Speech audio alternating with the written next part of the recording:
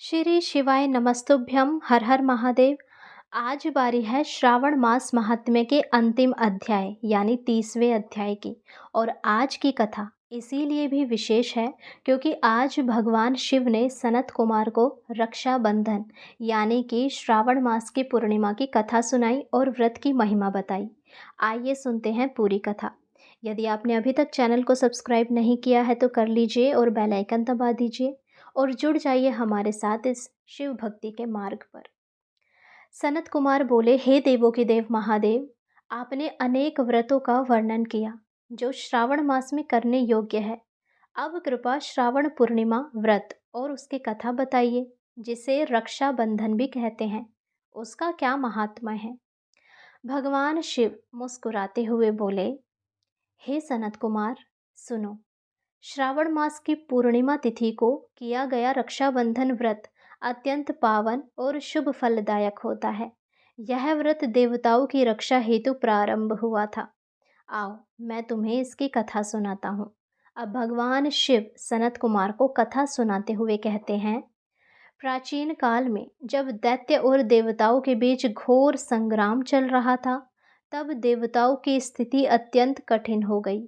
इंद्रदेव घबरा उठे और वे देवगुरु बृहस्पति की शरण में पहुँचे और उन्होंने बृहस्पति देव के समक्ष खड़े होकर उनकी स्तुति की, उनके चरणों में बारंबार प्रणाम किया और कहने लगे, हे बृहस्पति देव, आपके चरणों में बारंबार प्रणाम है। आप देवगुरु है।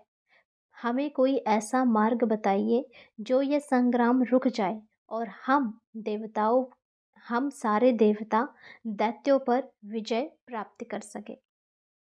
ये सारी बातें सुनकर देवगुरु बृहस्पति बोले, हे इंद्र, श्रावण मास की पूर्णिमा को रक्षा सूत्र बांधने का विधान है। इस दिन यज्ञ करके रक्षा सूत्र सिद्ध कर उसे दाएं हाथ में बांधो। यह सूत्र देव शक्ति से ओतप्रोत होगा और तुम्हारी रक्षा करेगा। तत्पश्चात इंद्राणी, जो कि इंद्र जी की पत्नी थी, ने एक पवित्र सूत्र में मंत्रबद्ध रक्षा बांधी। जैसे ही रक्षा सूत्र उनके हाथ पर बंधा, इंद्र का तेज बढ़ गया और देवताओं ने असुरों पर विजय प्राप्त की। तभी से रक्षा सूत्र बांधने की परंपरा चली आई है। अब आप में से कई भक्तों के मन में ये सवाल उठ रहा होगा कि रक्षाबंधन तो भाई बहन का त्योहार है, फिर इंद्रदेव की पत्नी इंद्राणी ने उन्हें रक्षा सूत्र क्यों बांधा?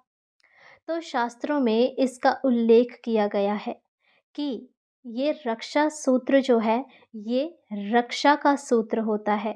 इसमें रक्षा का अर्थ केवल भाई की बहन से रक्षा नहीं था, बल्कि किसी भी प्रियजन, राजा, देवता या परिवार की रक्षा की कामना थी। इसीलिए इंद्र की पत्नी इंद्राणी ने युद्ध में जाते हुए इंद्र को रक्षा सूत्र बांधा ताकि वह सुरक्षित रहे और विजय हो। यह प्रेम व रक्षा की भावना का प्रतीक था, चाहे वह पत्नी का हो, प्रेम का हो या बहन का हो। इसमें ये ज़रूरी नहीं है कि सिर्फ भाई बहन राखी का त्योहार मनाएंगे। रक्षा सूत्र का अर्थ होता है जिसकी भी हम रक्षा करना चाहे। इसके बाद शिवजी सनत कुमार को इस व्रत की पूरी विधि बतलाते हुए कहते हैं कि इस दिन प्रातः स्नान करके यज्ञ किया जाए, फिर गाय के गोबर से बनाई गई वेदी पर रक्षा सूत्र रखे और मंत्र पढ़कर उसे सिद्ध करे। इसके बाद वह रक्षा सूत्र गुरु, ब्राह्मण, भाई या राजा को बांधा जाए।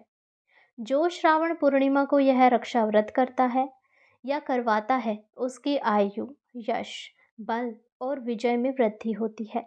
बहनें इस दिन भाइयों की कलाई पर रक्षा सूत्र बांधे तो भाई की रक्षा स्वयं मैं करता हूँ।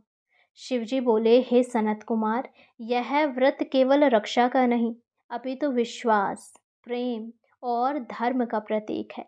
श्रावण मास की पूर्णिमा पर रक्षा सूत्र बांधना आत्मबल को पुष्ट करता है और समस्त दोषों से रक्षा भी करता है। इसीलिए श्रावण मास के जब पूर्णिमा आती है तो हम जिसकी भी रक्षा करना चाहे उसे रक्षा सूत्र अवश्य बांधे और स्वयं भगवान शिव उसकी रक्षा करते हैं। तो ये था आज के श्रावण मास महात्म्य का अंतिम अध्याय। आशा करती हूँ आपको ये कथा हमारे द्वारा दी गई जानकारी अच्छी लगी हो।